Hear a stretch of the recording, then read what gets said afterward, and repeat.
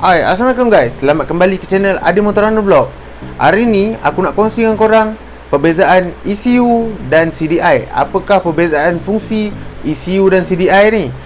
Okey guys. Jadi kalau kau nak tahu, kau kena tonton video ni sampai habis.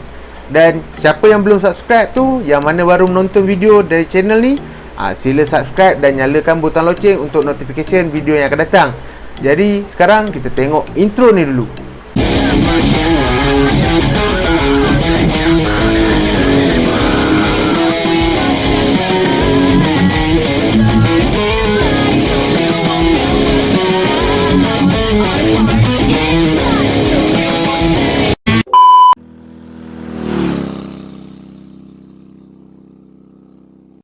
Okey guys, yang pertama kita nak cerita adalah CDI.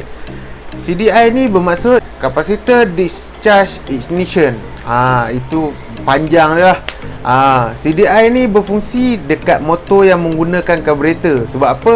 CDI ni adalah sistem untuk mengawal api pada motosikal kita. CDI berfungsi menyalurkan kuasa elektrik kepada coil plug untuk menghidupkan sesetengah motosikal.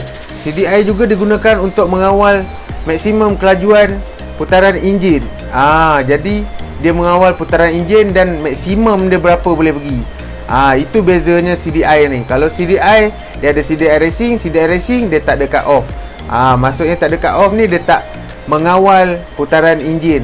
Dia tak ada had maksimum dia. Jadi dia dah buka terus cut off tu. Jadi kalau yang standard, dia ada cut off, dia mengawal putaran enjin, maksimum berapa boleh pergi. Dan CDI juga mengawal putaran masa ataupun timing untuk motosikal kita. Timing tu tinggi ke rendah ke, juga dikawal oleh CDI. CDI ni mengawal api di palang pencucur ataupun spark plug. Dia mengawal api tu kuat ke perlahan ke kan. Macam kalau CDI racing dia dah buka terus, memang api kuat gila-gila kan. CDI ni juga menyimpan kuasa elektrik macam bateri lah, tapi dia tak menyimpan secara kekal. Bila dia dah masuk, dia simpan sekejap dan dia hantar kepada coil plug untuk disalurkan kepada enjin dan untuk menghidupkan enjin motor. Itu guna dia. Jadi itu sedikit ringkas tentang CDI. Sekarang ni kita nak pergi kepada ECU. Apakah kegunaan ECU?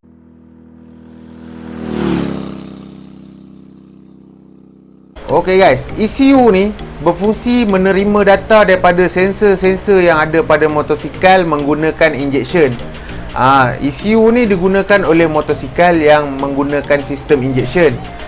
Semua sensor yang ada dekat motosikal, macam sensor O2 sensor, dia ada TPS sensor, dia banyak sensor lah ada dekat motor yang guna injection ni. Sensor-sensor ni menghantar data kepada ECU dan menyalurkan kepada komponen-komponen tertentu pada motosikal untuk menghidupkan enjin. Apabila ECU menerima data daripada sensor-sensor yang ada pada motosikal dan ECU memproses data tersebut dan menghantar semula kepada injektor untuk memberi kuasa kepada motor lah. Minyak tu banyak ke sikit yang motor kita perlukan pada masa tertentu.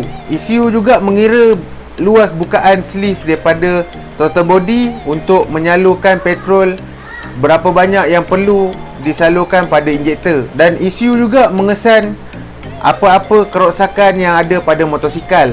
Setiap sensor akan bagi tahu pada ECU bila ada kerosakan, dan selalu motor kita akan naik kod error pada meter.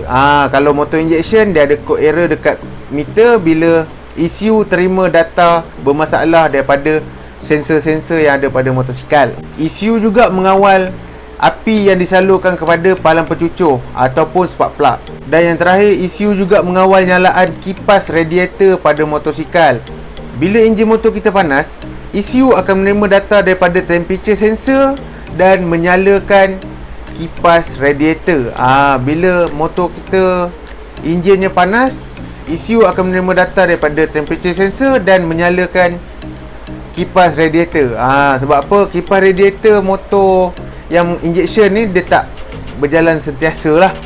Sebab apa? Macam motor jenis lama-lama punya ada radiator ni, dia ada satu sistem yang lain lah, untuk menyalakan kipas radiator. Macam yang ada CDI, dia mungkin sistem dia lain sedikit lah. Sebab kalau yang ECU ni, ECU yang menghantar data untuk menyalakan kipas radiator.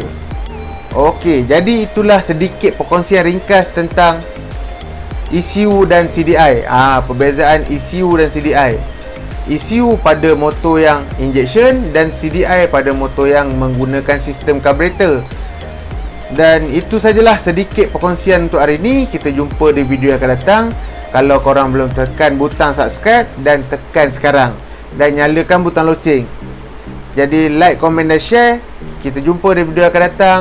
Assalamualaikum. Bye bye.